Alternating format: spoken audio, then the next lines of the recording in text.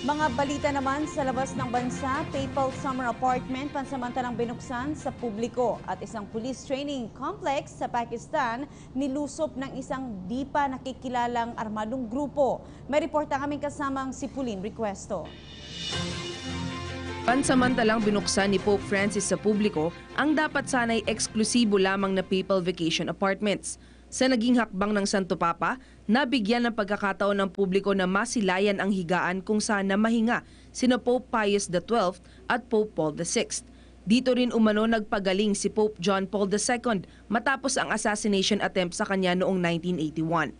Umabot sa 20 mga silid, kabilang ang private library, chapel at simpleng kwarto ang binuksan para sa public viewing. Napag-alaman na hindi pa nananatili sa naturang papal apartment si Pope Francis dahil ayaw umano nito ng isang engrandeng bakasyon.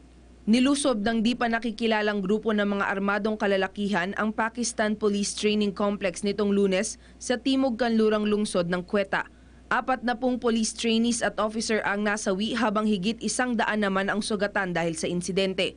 Naiulat na ang armadong grupo ay nang hostage ng humigit kumulang 200 police trainees na nailigtas kalaunan ng Pakistani troops at commando units.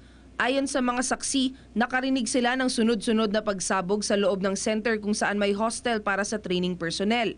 Kinundena naman ni Pakistani Prime Minister Nawaz Sharif ang nasabing insidente at tinawag itong isang cowardly act. Samantala, wala pang grupo ang umaako sa nangyaring pag-atake, subalit pinaghihinala ang isang separatist militants sa Western Pakistan ang nasa likod nito. Para sa PTV News, Pauline Requesto.